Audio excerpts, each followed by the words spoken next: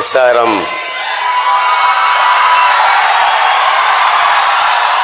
பல்கலைக்கழகத்தினுடைய நிறுவனர்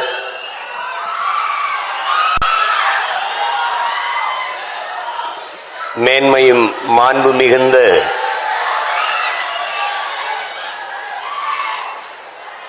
நம்முடைய ஐயா பாரிவேந்தர்கள்,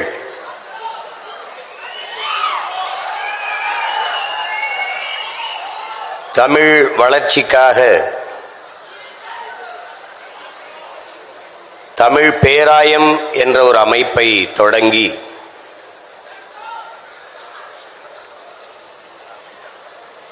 அதிலே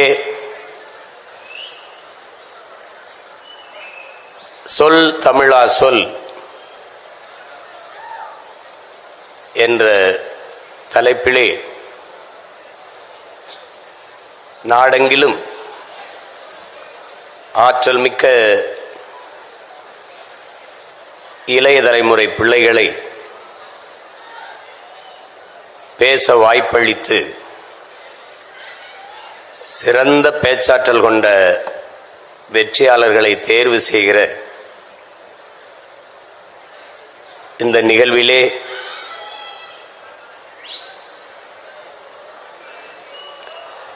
பங்கேற்று சிறப்பு செய்திருக்கிற பாரதிய ஜனதா கட்சியினுடைய மாநில தலைவர்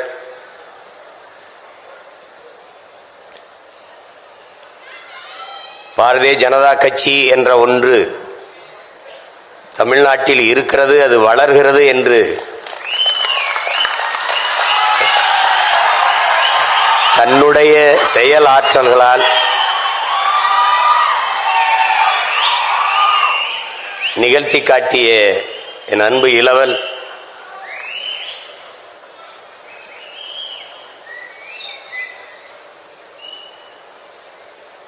அண்ணாமலை அவர்களே,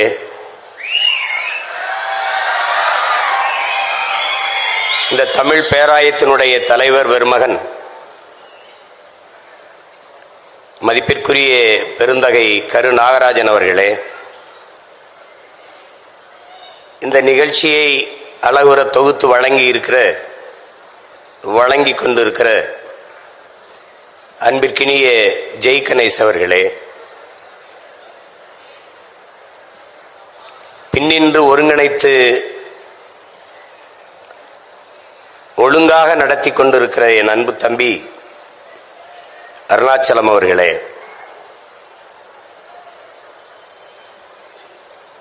இந்த நிகழ்வின் நடுவராக இருந்து வெற்றியாளர்களை தேர்வு செய்திருக்கிற நடுவர்களில் ஒருவர் என் அன்பு தம்பி புதிய தலைமுறையின் தலைமை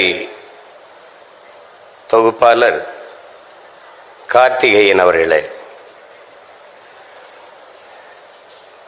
என்னுடைய பேரன்பிற்கும் பெருமதிப்பிற்கும் உரிய பேராசிரியர் பெருந்தகை நகைச்சுவை வேந்தர் ஐயா கு ஞானசம்பந்தம் அவர்களே,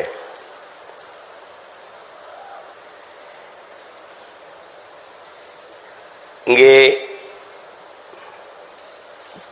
எங்களுடைய ஐயா ஞானசம்பந்தம் அவர்கள் குறிப்பிடும்போது நம்முடைய முன்னவர்களில் கடையலு வள்ளல்கள் பாரி காரி ஓரி ஆய்நல்லி அதியமான் பேகன் என்று கடையலு வள்ளல்களில் தலை சிறந்த வள்ளல்கள் பாரியும் பேகனும் தான். பாரியை படித்திருக்கிறோம், பார்த்ததில்லை, ஆனால் இப்போது பார்க்கிறோம். அது நம்முடைய ஐயா பாரி வேந்தல் அவர்கள். அப்படி என்ன செய்துவிட்டார் உங்கள் ஐயா என்று சிலர் எண்ணலாம். என் மூலமாகவே படிக்க வசதி இல்லாத பல பேர் இந்த பல்கலைக்கழகத்திலே படித்திருக்கிறார்கள், படித்துக் கொண்டும் இருக்கிறார்கள். அப்படிப்பட்ட ஒரு பெருமகன் பல்கலைக்கழகம் நடத்தினமா, பல தொழில்களை செய்தமா போனமா என்றில்லாமல் தன் தாய்மொழி தமிழ் வீழ்ச்சியுறாமல் மீட்சியுற வேண்டும், எழுச்சியுற வேண்டும் என்பதற்காக தமிழ் பேராயம் என்ற ஒன்றை தொடங்கி அதன் மூலமாக இந்த சொல் தமிழா சொல் என்கிற ஒரு நிகழ்வை உருவாக்கி ஆகச்சிறந்த ஆற்றலாளர்களை தேர்வு செய்வது. நாடெங்கிலும் எவ்வளவோ விதைகள், அதில் வீரியமிக்க நெல்மணிகள் எது என்று கண்டுபிடிப்பது. தமிழர்கள் பொறுக்கு விதை மரபினர். தோட்டத்தில் நிறைய கத்தரிக்காய் காய்த்து காத்திருக்கும். ஆனால் எந்த காய் விதைக்கு சரியாக இருக்கும் என்று தேர்வு செய்து அதிலிருந்து விதைகளை தேர்வு செய்கிற மரபினர் நாம். நாடெங்கிலும் எல்லோரும் பேசுவார்கள், ஆனால் ஆகச் சிறந்த ஆற்றலாளர்கள் யார் என்று தேர்வு செய்கிற அந்த வீரியமிக்க விதை நெல்களை தேடி எடுத்து தமிழ் சமூகத்தில் விதைக்கிற அந்த அரிய பணியை செய்து கொண்டிருக்கிற எங்கள் ஐயா பாரிவேந்தர் அவர்களை எவ்வளவு பாராட்டினாலும் தகும். இந்த நிகழ்விலே பங்கேற்று சிறப்பித்திருக்கிற பேராசிரியர் பெருமக்கள், அறிவார்ந்த ஆன்றோர்கள், இந்திய ஜனநாயக கட்சியினுடைய தலைவர்கள், பாரதிய ஜனதா கட்சியினுடைய தலைவர் பெருமக்கள், அரங்கை நிறைத்து அமர்ந்திருக்கிற என்னுடைய உயிரோடும் உணர்வோடும் கலந்து வாழ்கிற என் உடன் பிறந்தார்கள், உங்கள் அனைவருக்கும் என்னுடைய அன்பும் வணக்கம்.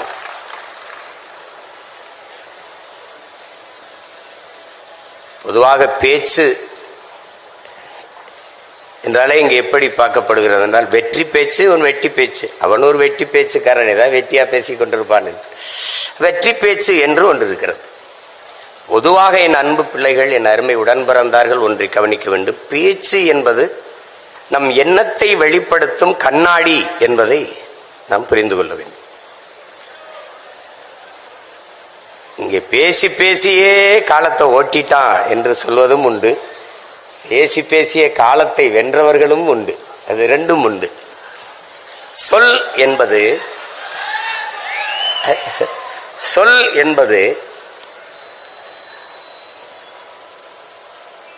சொல்லில் உயர் சொல் தமிழ் சொல்லே, அதை தொழுது படித்திரடி பாப்பா என்கிறான் பெரும்பாவளன் பாட்டன் பாரதி.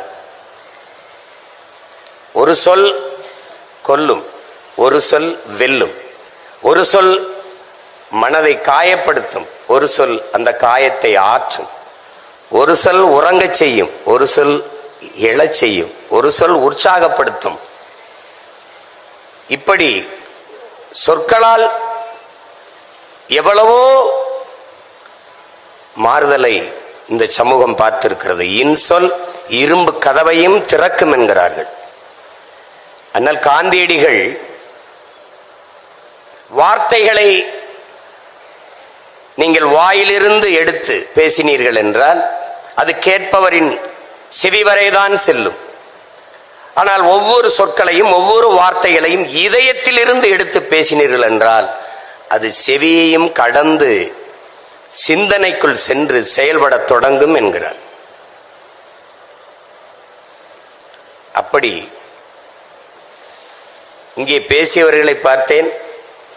அவர்கள் சொல்லுகிற கருத்துக்களில் நமக்கு உடன்பாடு முரண்பாடு அந்த விவாதத்திற்கு போக வேண்டியதில்லை. தாங்கள் எடுத்துக்கொண்ட கருத்தை வெளிப்படுத்துகிற ஆற்றலில் அவர்கள் மேலோங்கி இருந்தார்கள் என்பதில் யாருக்கும் மாற்று கருத்து இல்லை. வாதத்தை எடுத்து வைப்பவன் சரி தவறு தான் கொண்ட கொள்கையில் எடுத்து வைத்த வாதத்தில் சரியாக இருக்கிறானா, அதுதான் அவனுடைய திறமைக்கு சான்று. அறிஞன் சாக்ரட்டிஸ் ஒருவன் கேட்ட கேள்விக்கு பதில் சொன்னால் அதை வைத்து அவனுடைய அறிவை கணக்கிட முடியாது, மதிப்பிட முடியாது என்கிறான்.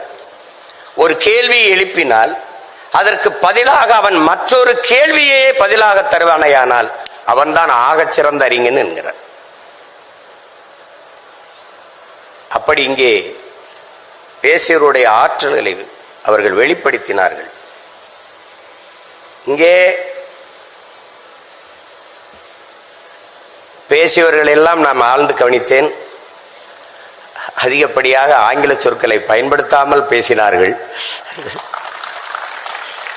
இளைய தலைமுறை பிள்ளைகள், நாளைய நம்பிக்கை நாற்றுக்கள், சிலப்பதிகாரம், மணிமேகலை எல்லாம் எடுத்து சொல்லி பேசினார்கள். அப்போது என் இலக்கியம் செத்து போய்விடலை, இன்னும் உயிர்ப்போடுதான் இருக்கிறது என்ற நம்பிக்கையை தந்தார்கள். ஏனால் தமிழ் படிப்பதே பாவம் என்று ஆகிவிட்ட நாடு இது. இது பேருக்கு தமிழ்நாடு, தமிழுக்கும் தமிழருக்கும் இது சுடுகாடு. அந்த நிலையில் நாம் வாழ்ந்து கொண்டிருக்கிறோம்.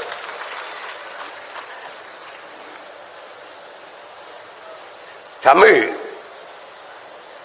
உலக மொழிகளின் தாய். எல்லா மொழிகளும் மனிதனால் பேசப்பட்டது. என் மொழி தமிழ்தான் இறைவனால் பேசப்பட்டது. மணிநெற்றி உமிழ்ச்சங்கன் தளல்புரை சுடர் கடவுள் தந்த தமிழ்ங்கிறான். சிவபெருமானே தந்த தமிழ்றாங்கிறான். நக்கீரனை உங்களுக்கு தெரியும், கொங்குதேர் வாழ்க்கை அஞ்சிரை தும்பி காமம் செப்பாது கண்டது மொழியுமோன்னு பாட்டை எழுதி அதை தருமிக்கிட்ட கொடுத்து அனுப்பிட்டாரு. அவன் பாண்டியன் அவையில பாடி, அது ஒரு பெரிய தர்க்கம் வருது. திருவிடையாளர் படம் பார்த்தா உங்களுக்கு தெரியும். எங்க ஐயா ஞானசம்பந்தம் சொன்ன மாதிரி அதுல என்னடா இருக்குன்னா, அதுல எது இருக்குதோ இல்லையோ என் தமிழ் இருக்குது, அதுதான் முக்கியமானது. அப்ப அந்த இடத்துல நக்கீரன் பாட்டுல குறை கண்டுட்டாரு. அது பெண்களுக்கு இயற்கையிலே கூந்தல்ல மனம் இருக்காது, வாசனை திரவியங்கள் மலர்களை நறுமணமிக்க மலர்களை சூடுவதால் தான் வாசம் இருக்கும்னு சொல்லி தர்க்கம். கோபத்துல நெற்றிக்கணை திறந்து எரிச்சிடறாரு, சாம்பல் ஆயிடுறாரு. வந்தது இறை என்று தெரிஞ்சிருச்சு. உடனே எல்லாரும் கெஞ்சுறாங்க. பாண்டிய மன்னல் இருந்து எல்லாரும் கெஞ்சின உடனே பொற்தாமரை குளத்துல போய் நீ நக்கீரா எழுந்து வா அப்படின்னு வந்தோடனே, நக்கீரா உன் தமிழோடு சற்று நான் விளையாடவே வந்தேன்கிறார். நக்கீரனின் தமிழ் எள்ளி பருக வந்தவன் எங்கள் சிவன். அங்க அவ்வை மாடு மேய்ச்சிருக்கான். ஒரு பையன் மரத்து மேல உட்கார்ந்துருக்கான். அறிவு மூதாட்டி அவை வருகிறாள், களைத்து வருகிறாள். என்ன பாட்டி களைப்பா இருக்கா, உனக்கு வேணா நாவற்பழம் உலுக்கி போடவான்னு கேட்கிறான். சரி போடுன்றான். அது சுட்ட பழம் வேணுமா சுடாத பழம் வேணுமாண்ணா? பழத்திற்கு கூட வாடா, சுட்டது சுடாதுன்னு கேட்குற. உடனே இருக்கு பாறைன்னு உலுக்கி விடுறான். அந்த பழம் தரையில் விழுந்தோடனே சத்துன்னு விழுந்து அது மண்ணோட மண் ஒட்டிடுது. கனிஞ்ச பழம் உங்களுக்கு தெரியும், தரையில் விழுந்தா பாதி இப்படி அமுங்கிரும், அது மண் ஒட்டிக்கிடும். அதை எடுத்து சாப்பிடணுங்கிற ஆர்வத்தில் அவ்வை எடுத்து ஊதிடுறான். மண்ணை உதிர்க்கிறதுக்கு ஊதிடுறான். ஊதினவன மேல இருந்தவன் கேட்டுறான், என்ன பாட்டி பழம் சுடுதான்னு கேட்டுறான். உடனே புரிஞ்சிருக்கிறது. வந்தது சாதாரண ஆடு மேய்க்கிற சிறுவன்ல இறை என்று தெரிந்தவன, நீ யாரப்பான்னு கேட்டன, நீ தெரியல நல்லா பாருன்னா நம்ம பாட்டன் முருக பெருமகனார் நிற்கிறார். அவ சொல்றான், அவ்வையே உன் தமிழ் அள்ளி பருகவே நான் வந்தேன்ட்டு. அவன் நக்கீரனின் தமிழோடு விளையாட வந்தோம்ங்கிறான். உன் தமிழ் அள்ளி பருகவே நான் வந்தேன்கிறான் முருக பெருமகன். அதுதான் அந்த படத்திலே வரும். இறையனாரும் எம்பெருமாள் முருகவேலும் அகத்தியரும் கட்டிச்சா காத்த தமிழ் சங்கத்தில்னு வரும். அன்னைக்கு நம்ம முன்னோர்கள் சங்கம் வைத்து தமிழ் வளர்த்தார்கள், எல்லாம் சரியா இருந்துச்சு. நாம் இன்னைக்கு அதே சங்கம் வச்சு சாதி வளர்க்கிறோம், எல்லாம் நாசமா போச்சு. ரெண்டு அதான் இங்க இருக்கிற பிரச்சனை. தமிழ்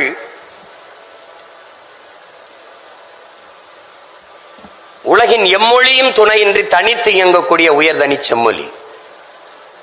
இங்கே பேசிய பிள்ளைகள் தமிழில் மருத்துவம் படிக்க முடியுமா, தமிழில் பொறியியல் படிக்க முடியுமா என்று படி. நீ மெடிக்கல் அப்படிங்கிறத அது மருத்துவம் என்று சொல்ல முடியுது. தமிழ்ல மருத்துவம் இருக்கு. இன்ஜினியரிங் பொறியியல்ங்கிற தமிழில் பொறியியல் இருக்கும்போது பொறியியல் தமிழ்ல படிக்க முடியாதா? மருத்துவம் படிக்க முடியாதா? கலைபத்தில் தலை சிறந்தவன் திசையெட்டும் புகழ் கொண்டவன் ராவண பெரும்பாட்டன் தந்தருளிய மருத்துவ குறிப்புகளுக்கு இணையாக உலகத்தில் எங்கும் மருத்துவம் கிடையாது. என்ன நீ தமிழ் அல்லாத மருத்துவம்ங்கிற? எம்பர்டு குக்கர் அமெரிக்க பெரிய மருத்துவ நிபுணர், ஒரு பொண்ணு வருது, 16 வயசு பொண்ணு, அதுக்கு ஒவ்வாமை நோய். தண்ணி குடிச்சாலும் வாந்தி எடுத்துருது, சாப்பிட்டாலும் வாந்தி எடுத்துருது. என்ன செய்யறது தெரியல. மருத்துவம் கொடுத்து பார்க்குறான், ஒன்றும் சரி வரல. வீட்டில் போய் படுக்கிறான், கனவு வருது. நோய் கனவுல வந்துடுது. எனக்கும் நோயாளிக்கு இடையில நீ யாரான்னு கேட்குது அந்த நோய். விறுவிறுன்னு நடந்து போய் கதவை பூட்டிட்டு மருத்துவமனையில் அந்த பெண் படுத்திருக்க அறையை பூட்டிட்டு வீட்டுக்கு வந்துடுறான். ஒரு 4-5 நாள் கழிச்சு திருப்பி போய் திறக்கிறான். அந்த பொண்ணு மயங்கி கிடந்து கையை காட்டுறா, தண்ணி கேட்குறா, தண்ணியை கொடுக்குறான், வாந்தி வரல. பசிக்கு ஏதோ கேட்குறா, இட்லி ஏதோ சாப்பிட கொடுக்குறான், வாந்தி வரல. மருத்துவ குறிப்பில் எழுதுறான், எதுவும் சாப்பிட்டது எதுவும் செமிச்சிருச்சான்னு பார்த்து சாப்பிட்டா நோய் இருக்காதுன்னு எழுதுறான். கீரை எங்களுடைய அப்பா பெரிய தகப்பனார் நம்மாழ்வார் எழுதுறாரு, உன் பரம்பரை இருக்கலடா எம்பேடு குக்கர், உன் பரம்பரை கருவாகிறதுக்கு முன்பு எங்க பாட்டை எழுதியிருக்கான், மருந்தன வேண்டாவாம் யாக்கைக்கு அருந்தியது அற்றது போற்றி உனின். இன்னொருத்தி வர்றா, அவ்வை வாரா. வள்ளுவன் நல்லா தான் எழுதியிருக்கான், 1.25 அடியில் இருக்கு, எழுசீர் விருத்தமா இருக்கு, ரொம்ப பெருசா இருக்கு, பிள்ளைங்க படிக்க கஷ்டப்படுவாங்கன்னு பசித்து புசின்னு எழுதி வச்சுட்டு போயிடுறா. எனக்கு இல்லாத மருத்துவம் என்ன இருக்குது? நீ பெரிய மருத்துவ தானே, பெரிய விஞ்ஞானி, பெரிய பெரிய மருத்துவ மேதை தானே, ஏன் நீ இந்த கொரோனா வந்தா கபசுரம் குடின்னா, டெங்கு வந்தா நிலவேம்பு குடி, மஞ்சக்கா மாலைக்கு மருந்து இருக்கா, கீழா நெல்லி ஆட்டுப்பால்லாம் அரைச்சு குடிங்கிறான். இதுவரைக்கும் எனக்கு ஒரு வாரமா சளி இருமல் இருக்கு, எந்த மருத்துவத்தையும் மருந்து இல்லை. என் தம்பி மருத்துவராக இருக்கான், போய் கேட்டேன், அண்ணே இதை சாப்பிடுங்கண்ணே, எவ்வளோ, ஒரு வாரத்தில் சரியாகும், சாப்பிடலன்னா அப்பவும் ஒரு வாரத்தில் சரியாகும். அவன் சொல்லிட்டான், அண்ணே நம்புங்கண்ணே, மருந்து இன்னும் இல்லைண்ணே, மருத்துவம் படிக்க முடியாதுன்னு சொல்லாத. உன் தாய்மொழியை நன்றாக நீ கற்றுக்கொண்டால் உலகத்தில் எம்மொழியும் கற்கலாம். உன் தாய்மொழியில் மருத்துவத்தை கற்றுக்கொள். அவனுக்கு தொடர்புக்கு அந்த மொழி இருந்தவர் ஒரு மொழியை 6 மாசத்துல தென்னையில தெருக்கல்ல அழகாக ஆங்கிலம் பேச 6 மாசத்தில் கற்றுக் கொடுக்கப்படும். 6 மாசத்துல கத்துக்கிற மொழி எதுக்கட ஆயுள் முழுக்க படிச்சுக்கிட்டே அலையிற நீ? எதுக்கு அழிகிற? எதுக்கு? நமக்கு ஒரு நோய். உள்நாட்டு அறிவியலை, உள்நாட்டு வரலாறை, உள்நாட்டு புவியியலை, உள்நாட்டு வேளாண்மையை இங்கிலீஷ்ல தான் படிப்ப.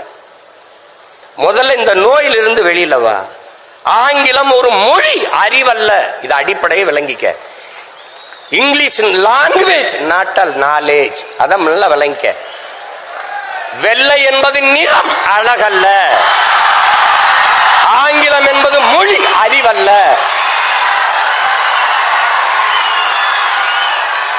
நீ வணங்குகிற நம் தெய்வங்கள் எல்லாமே கருப்பு தான். அந்த திமிர் நமக்கு இருக்கணும். அம்மா போட்டு உனக்கு உளவியலா ஒரு நோய் வந்துருது, வெள்ளையா இருக்கிறதா அப்படின்னு எல்லாம் வெள்ளையாக்கிட்டான். பன்னி வெள்ளை, சக்கரை வெள்ளை, கோழி வெள்ளை, எல்லாம் வெள்ளை. நடிகர் வெள்ளை. அதனாலதான் நாட்டிலே பெரிய தொல்லை. ஒளி இந்த நோயிலிருந்து வெளியில வா. அவன் மொழி அவனுக்கு, நம்ம மொழி நமக்கு. அமெரிக்காவில் பள்ளிக்கூடம் போகாதவன் ஆங்கிலம் பேசுவான். பிரிட்டன்ல பிச்சைக்காரன் இங்கிலீஷ்ல பிச்சை எடுப்பான். அது அறிவுன்னு சொல்லிடுவியா? போட்டு குழப்பிக்காத. அது எப்படி? அது தமிழ் படி. இங்க பாரு, உன் தாய்மொழியை இங்க பாரு. தாய்மொழியில் கற்றவன் உலகத்தில் படைக்கிறான், தாய்மொழியில் கல்லாதவன் பயன்படுத்துறான். எல்லா நாடும் maiden, German maiden, Japan maiden, Hong Kong maiden, China maiden, Singapore maiden. ஏன் நாடு மேக்கின்? மை டியர், உன் தாய்மொழி கல்வி. தாய்மொழியில் நல்ல புலமை கொண்ட ஒருவன் உலகில் எம்மொழியும் எளிதாக கற்கலாம். போட்டு குழப்பிக்காத. ஈழத்திலிருந்து நாம் அகதியாக பிரான்சுக்கு போனோம். போய் பிரெஞ்சு கத்துக்கிட்டோமா? பிரெஞ்சு கத்துக்கிட்டு அகதியா போனோமா? நம்ம உறவினன் முழுக்க ராணுவத்தில் இருக்கான், போய் சேர்ந்து இந்தி படிச்சுக்கிட்டானா? இந்தி படிச்சுக்கிட்டு ராணுவத்துக்கு போனோமா? போட்டு குழப்பிக்காத. உலகத்தில் இந்த பார், ஒன்னு தெரிஞ்சுக்க, உலகத்தில் எம்மொழியும் கற்போம் நாங்கள் வாழ. எம்மொழி தமிழ் கற்போம் எங்கள் இனம் வாழ. மொழி என்பது ஒவ்வொரு தேசியத்தின் முகவரி. கலை, இலக்கியம், பண்பாடு, வாழ்வியல், வழிபாடு, அறிவியல், அரசியல் எல்லாம் மொழிதான். என் முகம் சிதைந்து இறந்தால் என் பிணத்தை உன்னால் அடையாளம் காட்ட முடியாது. உன் மொழி சிதைந்து அழிந்தால் உன் இனத்தை அவனாலும் அடையாளம் காட்ட முடியாது. மொழி என்பது வெறும் தொடர்பு கருவி அல்ல. மொழி மற்றவர்களுக்கு வெறும் கம்யூனிகேஷன் லாங்குவேஜ், தொடர்பு கருவி. ஆனால் தமிழர்களுக்கு மொழி உயிர். அதனால்தான் தமிழுக்கு அமுதென்று பேர். அந்த தமிழ் இன்பத் தமிழ் எங்கள் உயிருக்கு நேர்னா. உலகத்தில் எத்தனை மொழி, இந்தியாவில் எத்தனை மொழிவழி தேசிய இனங்கள், நிலங்கள், எந்த மொழியிலேயாவது கன்னட குமரன் எவனாவது தன் மொழியை, தாய்மொழியை தன் பெயரோட வச்ச ஒரு மாநிலம் சொல்றா, ஒரு மொழி சொல்றா. பிரெஞ்சுக்காரன் தன் மொழி பெயர், தன் பிரெஞ்ச தன் பெயர்ல வச்சிருக்கானா? இங்கிலீஷ்காரன் வச்சிருக்கானா? இல்ல கன்னடர், தெலுங்கர், மலையாளி, துளுவர், உருது, இந்தி, மராட்டின் யாராவது?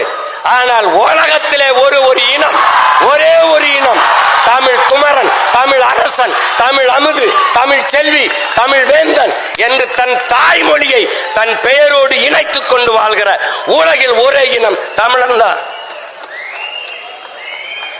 தமிழ் பேரன்பின் தாய். சீனன் எழுந்தான். என் மொழி தெரியாதவன் பிசாசன். என் மொழி தெரியாதவன் என்ன சொல்றான்? ஊமைங்கிறான். அரேபியன் எழுந்தான், என் மொழி தெரியாதவன் பிசாசு என்றான். ஆங்கிலேயன் எழுந்தான், என் மொழி தெரியாதவன் அநாகரிகமானவன் என்றான். அதே நேரம் தமிழ் பெரும்பாட்டன் கனியன் பூங்குன்றன் எழுந்தான், யாதும் ஊரே யாவரும் கேளீர் என்றான்.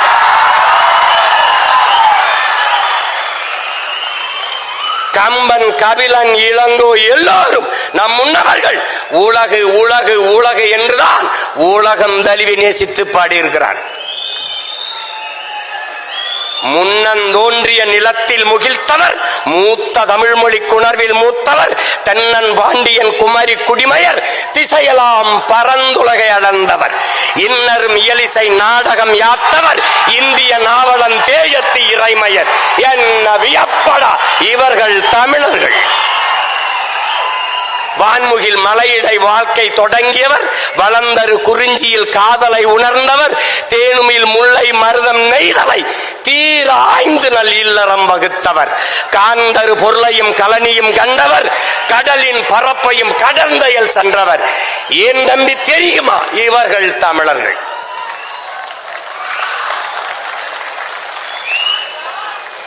ஆங்கிலம் அறிவின் பிடிச்சுக்கிற இயேசு பிறந்த 500 ஆண்டுகளுக்கு பிறகு உருவான மொழி ஆங்கிலம்.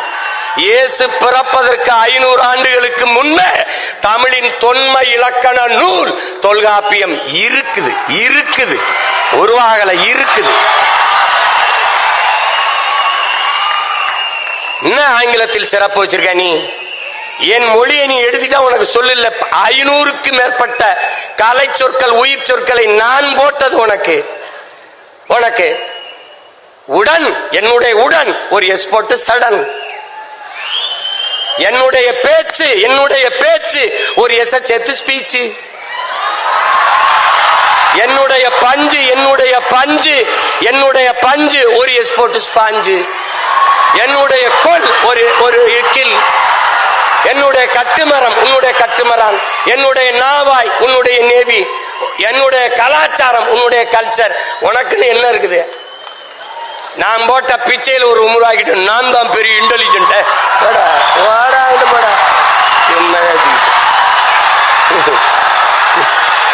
தம்பி, உலகத்தில் எல்லோரும் அவரவர் தாய்மொழியில் பேசுகிறார்கள். தமிழர்கள் நாங்கள் அந்த மொழிகளின் தாய்மொழியில் பேசிக் கொண்டிருக்கிறோம்.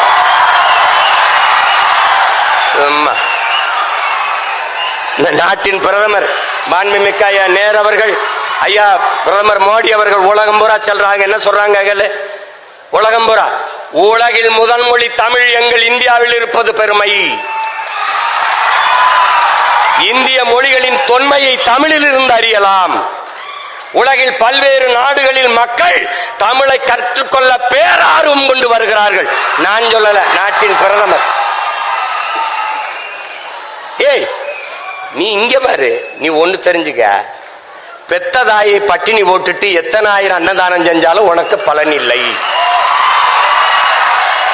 தாய்மொழி தெரியாமல் நீ எவ்வளவு பெரிய எவ்வளவு மொழிகளை கற்றாலும் நீ அறிவு கட்டவன். பெத்ததாய் யாருன்னு தெரியாம நீ எப்படி எப்படி நீ இருப்ப? என்னன்னு சொல்றது? நீ மனநிலை பிறண்டு போனவன், நீ நினைவற்றவன். ஒண்ணுதான் உன் தம்பி தங்கைகளே, ஒண்ணுதான் நீங்க நல்லா நினைச்சுக்கணும். இந்த அரங்கத்திற்கு எத்தனை சாளரங்கள் சன்னல்கள் அத்தனைகளாக உலக மொழிகளை நாம் வைத்துக் கொள்ளுவோம். ஆனால் நுழைவாசலாக இருக்கிற தலைவாசலாக நம்முடைய தாய்மொழி தமிழை நாம் வைத்துக் கொள்வோம்.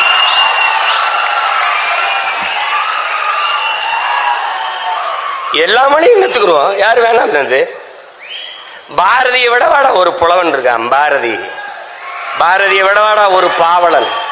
நம்முடைய பாட்டனை விடவா எல்லா மொழிகளையும் கற்றான். சொன்னான், யாமறிந்த மொழிகளிலே தமிழ் மொழி போல் இனிமையானது எங்கும் காணோம்னா, இனிதானது எங்கும் காணோம்னா. ஆங்கிலம் படிக்கிறவனுக்கு ஒன்று சொன்னான் பாரு. ஆங்கிலம் படிக்கிறவனுக்கு அன்னைக்கே 1921 செத்து போயிட்டான். அதுக்கப்புறம் இப்படி ஒரு தலைமுறை பைத்தியமா அலையும் தெரிஞ்ச அவன் என்ன சொல்றான்? ஆங்கிலம் ஒன்றையே கற்றார், அதற்கு ஆக்கையோடு உயிரையும் விற்றார், தாங்களே அந்நியரானார், செல்ல தமிழின் தொடர் வச்சு போனாருங்க. செல்ல தமிழ்னு போடுறான்.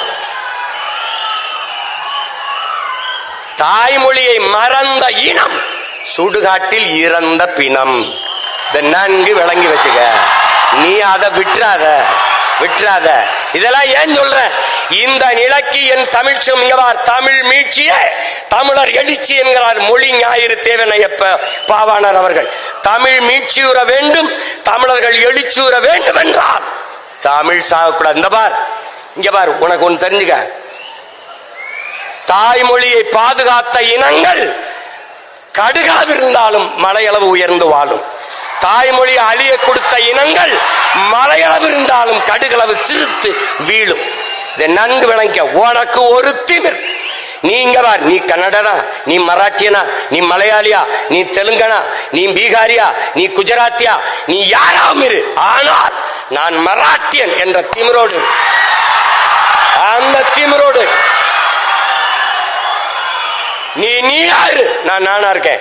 என் தம்பி சொல்றாரு, நான் இந்தியத்திலிருந்து தமிழை பார்க்கிறேன், என்னன்னு தமிழகத்திலிருந்து தேசியத்தை பார்க்கிறார். நான் இன்னொன்னு சொல்றேன், நான் என் தம்பிக்கு சொல்றேன், நான் முதல்ல எங்க அம்மாவுக்கு மகனா இருக்கேன், அப்புறம் அத்தைக்கு மருமகனா இருக்கேன்.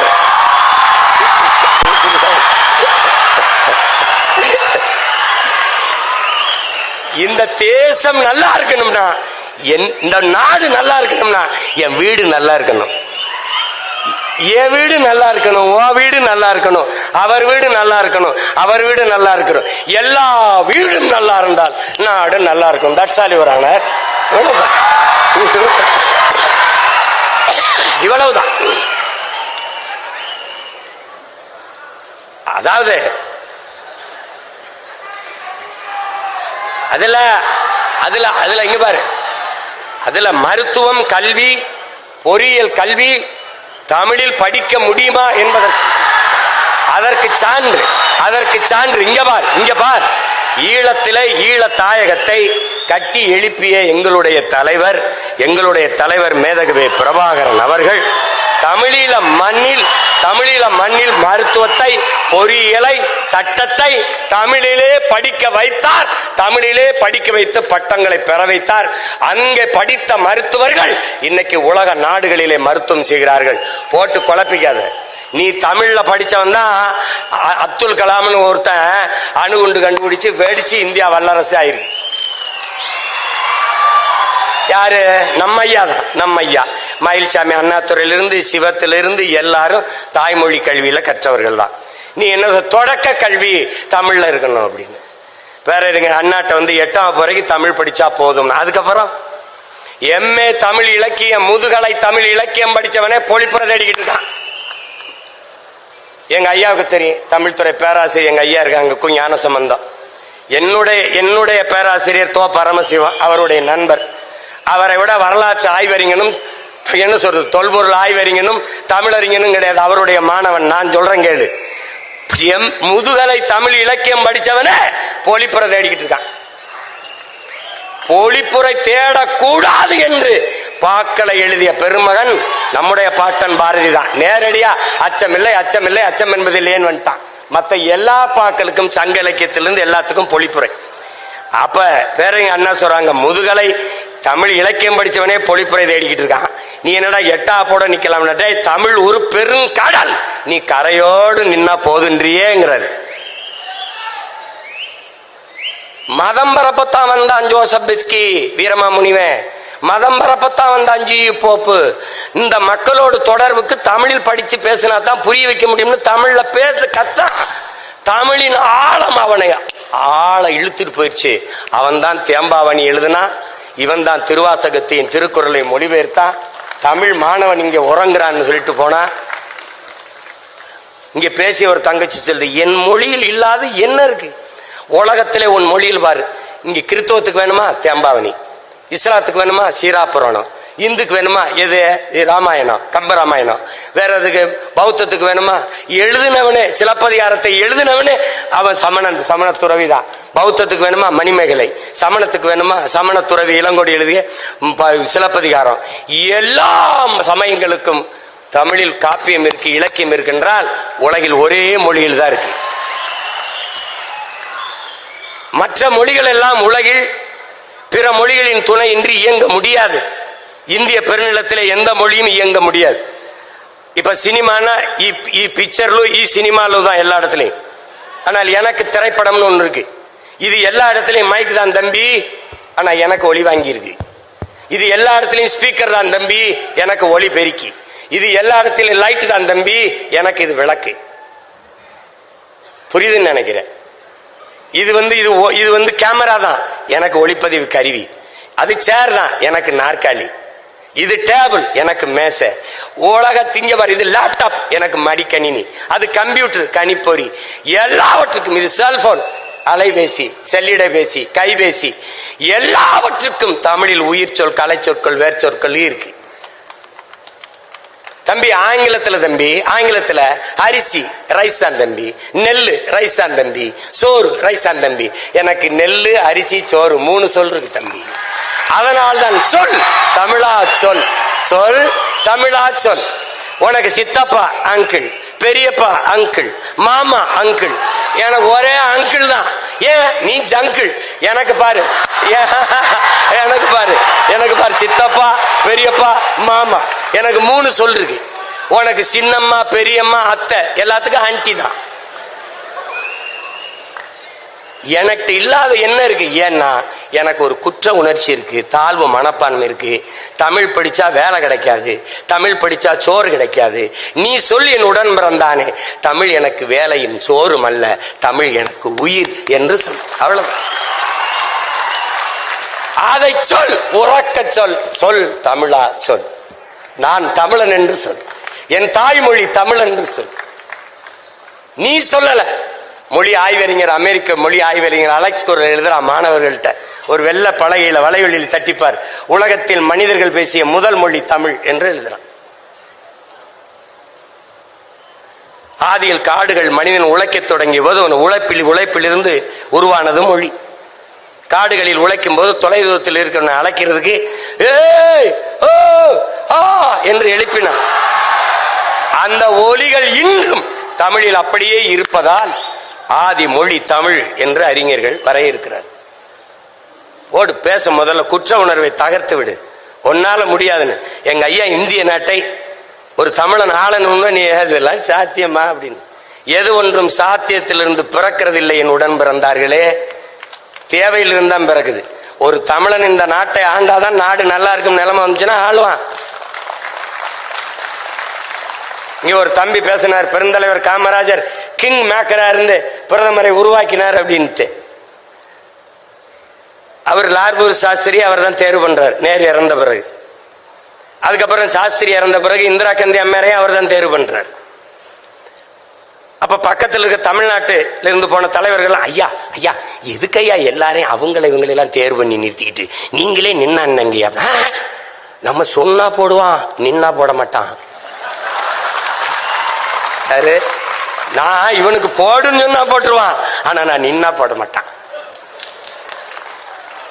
ஒரு காலம் வரும், அதுக்கான ஒரு காலம் வரும். தமிழ்நாட்டை ஒரு தமிழன் ஆண்டு இந்திய மாநிலங்களிலேயே மிக முதன்மையான மாநிலங்களாக கல்வி, மருத்துவம், வேலை வாய்ப்பு எல்லாவற்றிலையும் ஆகச்சிறந்த மாநிலமாக உயர்த்தினால் இந்திய பெருநாடு தமிழ்நாடு போல சிறந்து விளங்க என்ன செய்யலாம் என்றால், அந்த நாட்டை ஆண்ட முதன்மை அமைச்சரிடத்தில் இந்திய பெருநாட்டை கொடு என்கிற நிலை உருவாங்க. இவ்வளவுதான்.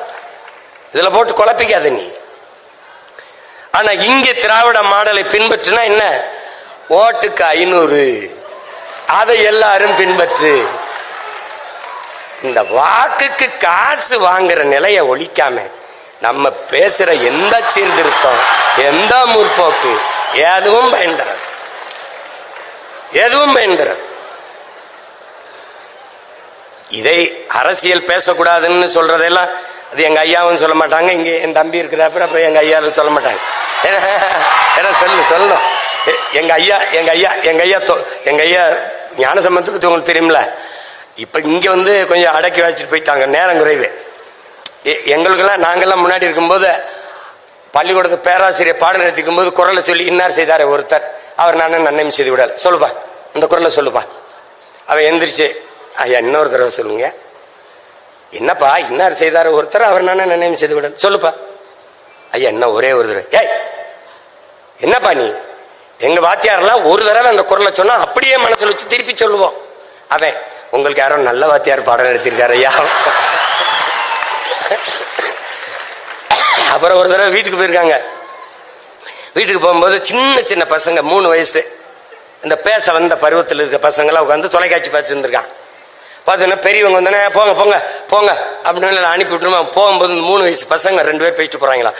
என் வாழ்க்கையிலே இந்த மாதிரி படத்தை நான் பார்த்தது இல்லை அப்படின்னு. யாரு? ஐயா சொல்றாங்க. 3 வயசு பையன் சொல்றான், என் வாழ்க்கையிலே பார்த்தது இல்லைன்னு போயிட்டு போறான். அது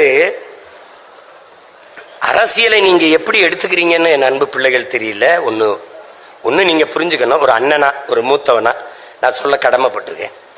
அரசியல் என்பது ஒரு வாழ்வியல் என்பதை நீங்க புரிஞ்சுக்கணும். அறிவியல் புவியியல் போல அது ஒரு வாழ்வியல். இன்னைக்கு ஸ்ரீஹரிகோட்டாவிலிருந்து விண்கலம் இத்தனை மணிக்கு ஏவப்படணுங்கிறது முடிவு செய்தது எது? அரசு. அந்த அரசை முடிவு செய்தது எது? அரசியல். இந்த நாட்டோட ரஷ்யா உக்ரைனோட இத்தனை மணிக்கு தாக்குதல் நடத்தணும் முடிவு செய்தது அரசு. அந்த அரசை தீர்மானிச்சது எது? அரசியல். அப்ப அரசியல் என்பது ஒரு வாழ்வியல். அரசியல் வேண்டாம் என்று நீங்கள் விலகி நிற்பது என்பது வானமே இல்லாத பூமியில் வாழப்போகிறேன் என்பது எப்படிப்பட்டதோ அப்படிப்பட்ட ஒரு கருத்து. அண்ணல் காந்தியடிகள் அரசியல் என்ற எண்ணம் இல்லாதவன் மனிதனாகவே இருக்க முடியாதுன்ட்டார். மனிதனாகவே இருக்க முடியாதுன்ட்டாரு. லெனின் இன்னொரு மடி மேல போய் என்ன சொல்றார்? ஒவ்வொரு மனிதனின் ஒவ்வொரு வார்த்தையிலும் அரசியல் பிறக்குதுன்ட்டார். அது நல்லா கொஞ்சிக்கணும். பிளாட்டோ என்ன சொல்றான்? அரசியல் வேண்டாம் என்று நீ விலகி நிற்கலாம், ஆனால் அரசியல் உன்னை விட்டு ஒருபோதும் விலகாதுங்கிறான். அரிஸ்டாட்டில் என்ன சொல்றான்? அரசியல் வேண்டாம் என்று நீ விலகி நின்றால் யாரை அருவருக்கிறியோ அவன் ஆட்சியின் கீழே வாழ நேரிடும். அதான் இப்ப நேரிட்டுச்சு. உனக்கு புரியுதுன்னு நினைக்கிறேன். நீ கற்றவன் இவர் வெற்றிடம் என்றே ஒன்று கிடையாது, காற்று நிரப்பிவிடுங்கிற அம்மா சேர்த்தும். அப்ப கற்றவர்கள் நிரப்பாத இடத்தை கயவர்கள் நிரப்பிவிடுவார்கள். நீங்கள் படித்தவர்கள் எல்லாம் நமக்கு எதுக்கு பிரச்சனை என்று விலகுகிறீர்கள். அதுதான் நாட்டுக்கே பிரச்சனையாக மாறிவிடுகிறது. நீ ஊழல் லஞ்சத்தை ஒழிக்கணும். எங்கிருந்து ஒழிப்பாய்? உன் உள்ளத்தில் இருந்து ஒளி. நான் ஊழல் லஞ்சத்திற்கு எதிரானவன், நான் ஊழல் லஞ்சத்திற்கு எதிரானவன், நான் ஊழல் லஞ்சத்துக்கு எதிரான. ஒவ்வொருவரும் ஊழல் லஞ்சத்துக்கு எதிர. ஊழல் லஞ்சம் ஒழிஞ்சிரும். இதை புரிஞ்சுக்கிட்டு வேலை செய்யணும்.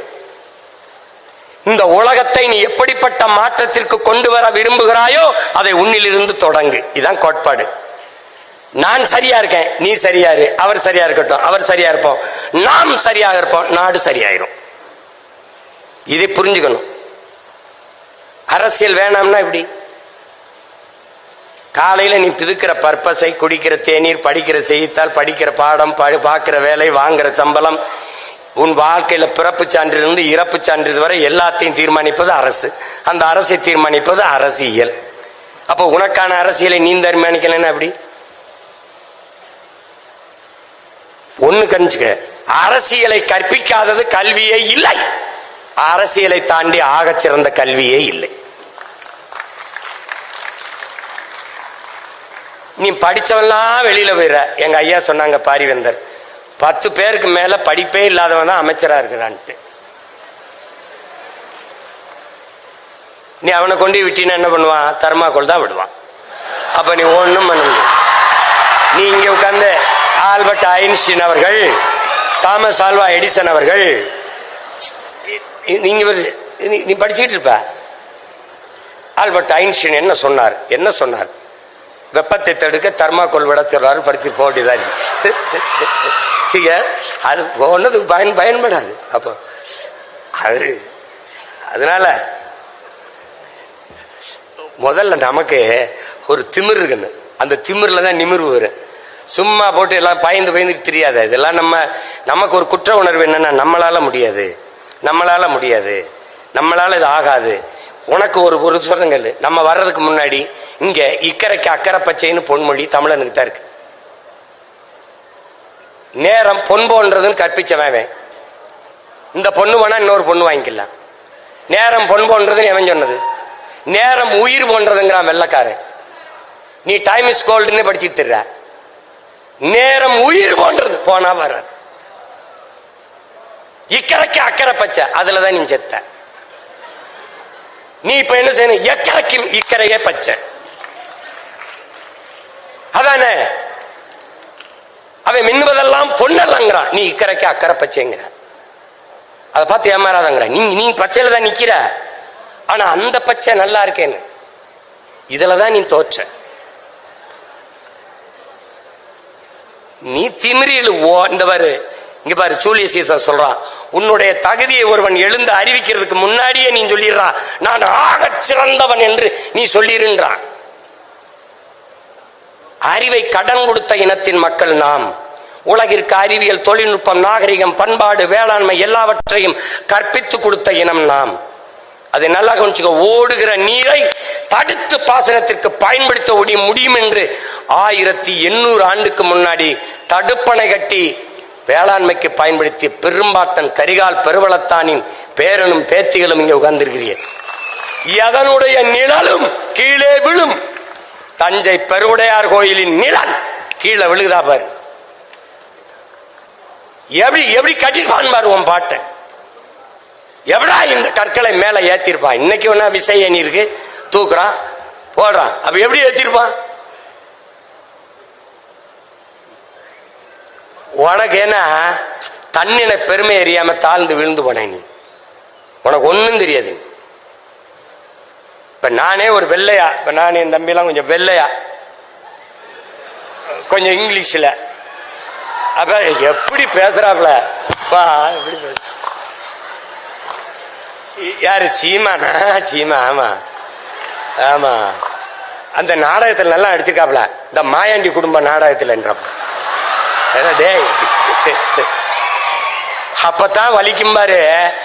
3 மணி நேரம் பேசி ரத்தம் வேர்வையா உரிய கொட்டி இப்படி இறங்கி தொண்டை வறண்டு கீழே வம்புது. சிமா, மாயாண்டி குடும்பத்துல சூப்பரா ஆக்ட் பண்ணிருக்கீங்க. அப்ப என்ன சொல்லு, கர்மம் அதையே செஞ்சுட்டு இருந்திருக்கலாம் போல இருக்குது. இந்த கர்மத்துக்கு ஏண்டா வந்தோம்னு தோணும். இவனுக்காடா இவ்வளவு நேரம் பேசணும்?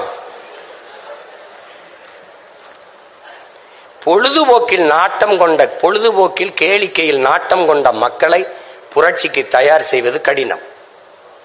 கேளிக்கை வேற, போராட்டம் புரட்சி வேறு.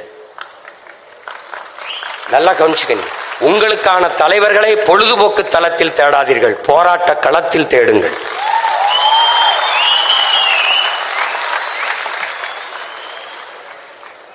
உன் மொழி உணராதவன், உன் மொழி தெரியாதவன் உனக்கு இறைவனா இருக்க முடியாது. உன் வழி உணராதவன் உனக்கு தலைவனா இருக்க முடியாது. போட்டு தலைவன் என்பவன் இங்க பாரு, தகப்பன் என்பவன் பெத்தவனா இருக்கணும், தலைவன் என்பவன் உன் ரத்தவனா இருக்கணும். போட்டு குழப்பிக்கிட்டு அலையாத. அதுல அரசியல் கற்கணும். அரசியலை விட ஆகச் சிறந்த பாடம் ஒன்றும் இல்லை. இனிவரும் தலைமுறையாவது வெறும் வாக்காளர்களாக இல்லாமல் இருங்க. உங்களுக்கான தலைமையை தேடுங்க. இந்த கடையில் நல்ல உடை கிடைக்கும் என்று தேடுகிறீர்கள், இந்த கடையில் நல்ல அலைபேசி கிடைக்கும் என்று போய் தேடுகிறீர்கள், இந்த கடையில் நல்ல உணவு கிடைக்கும் என்று தேடி சென்று உண்கிறீர்கள். ஒரு 6 மாதம் உடுத்தி தூரை போடுகிற உடுப்புக்கு அவ்வளவு தேடுகிற நீங்கள், 6 மாதம் பயன்படுத்தி தூர போடுற அலைபேசி அவ்வளவு தேடி எடுக்கிற நீங்கள், 5 ஆண்டு கால உங்கள் எதிர்காலத்தை தீர்மானிக்கிற தலைவனை நீங்கள் ஏன் தேட மறுக்கிறீர்கள்? அதை நீங்கள் ஆழ்ந்து சிந்தித்து பார்க்கணும். எங்க ஐயா சொல்றாங்க, நாட்டை நீங்க உங்களை போன்ற தலைவர்கள்லாம் வந்து மாற்றத்தை செய்யுங்கன்னு. தனி ஒரு மனிதன் செய்ய முடியாது. எல்லாரும் ஒவ்வொருத்தருக்குள்ளேயும் அந்த மாற்று சிந்தனை வந்தால்தான் மாற்றம் வரும். அதனால நாம் மாறுவோம், மாற்றுவோம். இங்கே பேசிய பேச்சாளர்கள் உங்களுக்கு மக்களாட்சி தத்துவத்தை ஏற்றுக்கொண்ட ஒரு நாட்டில் பேச்சு என்பது மக்களிடத்திலே ஒரு கருத்தியல் புரட்சி என்பது, அதுவும் பேச்சு என்பதும் வலிமை மிக்க ஒரு ஆயுதம் என்பதை என் அன்பு தம்பி தங்கைகள் புரிந்து கொள்ளும். அதனாலதான் பேச்சை அப்படி சொல்லக்கூடாது. மூச்சை இழக்கலாம், பேச்சை இழக்கலாமா என்று உணர்ச்சி பாவலர் அண்ணன் காசி ஆனந்தன் கற்பித்தது போல, ஒரு தவளை தண்ணிக்குள்ள மூழ்கி கிடக்கும், அந்த சகதிக்குள்ள தண்ணிக்குள்ள, ஆனாலும் அது கத்திக்கிட்டே இருக்கும். மேல பசியோடு நீஞ்சி போற பாம்பு தவளை இங்கதான் இருக்குதுன்னு தெரிஞ்சு டக்குன்னு போய் சாப்பிட்டுரும். அது கத்தாம இருந்திருந்தா தவளை இங்கதான் இருக்குன்னு அடையாளம் தெரியாம அது போயிருக்கும், கண்டுபிடிக்க முடியாம போயிருக்கும். ஆனால் கத்துனதுனால தன் உயிரை இழந்துருச்சு. பக்கத்துல இருக்கிற ஒரு மீன் அந்த தவளையை பார்த்து சொல்லுது, அந்த தவளை கத்தாம இருந்திருந்தா உயிர் பொழைச்சிருந்திருக்கும்ல, ஏன் அது போய் கத்திக்கிட்டே இருந்துச்சு அப்படின்னு. அந்த தவளை சொல்லுது, மூச்சை இழக்கலாம், பேச்சை இழக்கலாமா என்று.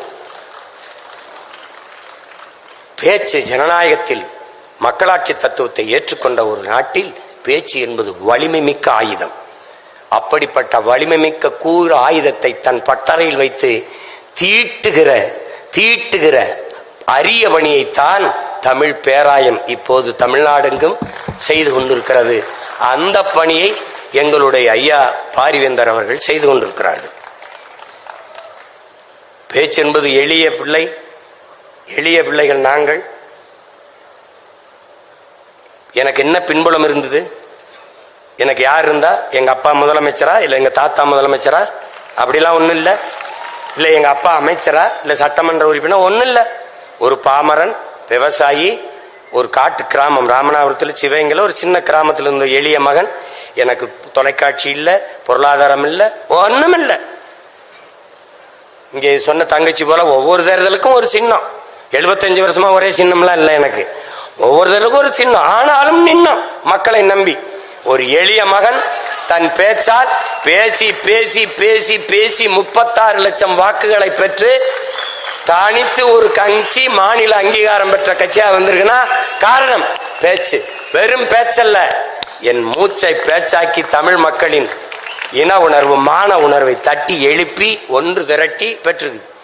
அதனால பேச்சு சாதாரணம் இல்லை. என் உடன் பிறந்தானே, பேச்சு வலிமை மிக்க ஆயுதம். அதை பயன்படுத்து. அடிமைப்பட்டு உரிமை இழந்து உணர்வு கெட்டு கிடக்கிற தமிழ் சமூகத்தின் விடுதலைக்கு இது பயன்படட்டும். உரைக்குள் உறங்கவாவா, துருப்பிடிச்சு தூங்கவா தோட்டாக்கள், இலக்கின்றி எரியவா அம்புகள், வீணாக போகவா சொல், ஆற்றல் மிக்க சொல்லை சொல், எழுந்து நில் வெல். தமிழ் தேசிய மக்கள், தமிழ் பேரின மக்கள் எழுச்சி உரட்டும், மீட்சி உரட்டும். இழந்த உரிமைகளை மீட்போம், இருக்கிற உரிமைகளை காப்போம். அதை வருங்கால தலைமுறை பிள்ளைகள் நம்முடைய வரலாற்று பெரும் பணி, கால கடமை என்று உணர்ந்து களத்திலே நிற்க வேண்டும். வெறும் வாக்காளர்களாக மட்டும் இருந்து பயனில்லை. சிறந்த கருத்துக்களை நாடெங்கிலும் 9 மண்டலங்களாக பிரித்து நடந்த இடங்களிலெல்லாம் வெளித்து படித்திருப்பார்கள் என்று இங்கே பேசிய பிள்ளைகளை பார்க்கும்போதே தெரிகிறது. 70க்கு மேற்பட்டோர் பரிசு பெற்றிருக்கிறார்கள். முதல் 3 பரிசை பெற்றவர்கள் மட்டும்தான் வெற்றியாளர்கள் என்ற கருத்தை நீங்கள் தளர்த்தி கொள்ள வேண்டும். பங்கேற்ற 2000 பேரும் வெற்றியாளர்கள் தான். போட்டி என்றவுடன் பயந்து ஒதுங்காமல் போட்டியில் பங்கேற்க வேண்டும் என்ற அந்த துணிவு, நுழைவே வெற்றிதான். வெற்றியை தாங்குகிற மனநிலை எவருக்கும் இருக்கும். தோல்வியை தாங்குகிற மன உறுதி கொண்டவனே ஆகச் சிறந்த வீரன் என்பதை காலம் உங்களுக்கு உணர்த்தும். வரலாறு எல்லா இடத்திலும் உணர்த்திருக்கு. நீங்க நல்லா கவனிச்சுக்கிறீங்க. வரலாறு நெடுகிலும் வரலாற்றில் எப்போதும் வீரனுக்குத்தான் இடம் உண்டு. வீரனுக்குத்தான் வரலாறு நெடுகிலும் வீரர்களுக்கானதுதான். அங்கே வென்றவன் தோற்றவன் இருவருக்கும் வரலாற்றில் இடம் உண்டு. ஏழைகளுக்கு இடம் உண்டு, அடிமைகளுக்கு இடம் இருந்திருக்கிறது, ஏழைகளுக்கு இடம் இருந்திருக்கிறது. எப்போதும் வரலாற்றில் கோழைகளுக்கு இடம் இருந்தது இல்லை. அதை நினைவில் வைத்து இங்கே பங்கேற்ற பெருமக்கள், இதை சிறப்புற நடத்தி நிறைவு விழாவுக்கு கொண்டு வந்த அத்தனை செயல்பாட்டாளர்கள், பங்கேற்ற போட்டியாளர்கள், வென்றவர்கள், நாளை வெல்லப் போகிறவர்கள் எல்லோருக்கும் என்னுடைய பாராட்டுக்கள், என்னுடைய அன்பும் வாழ்த்துக்களும். இங்கே இவ்வளவு நேரம் பசியோடு அமர்ந்து இருக்கிற எங்களுடைய பேச்சல்லி பருக இருக்கிற என் உடன் பிறந்தார்கள், செவிக்கு உணவில்லாத போது சிறிது வயிற்றுக்கு ஈயப்படும் என்பதற்கு இவ்வளவு இடம் அரங்கை நிறைத்து அமர்ந்து இருக்கிற என் உயிர்கிய உடன் பிறந்தார்கள், நாளை என் தமிழ் சமூகத்தை மிக்க சமூகம் மாற்றி படைக்க காத்திருக்கிற இளைய தலைமுறை புரட்சியாளர்கள் உங்கள் அனைவருக்கும் என்னுடைய அன்பும் வணக்கமும் நன்றி.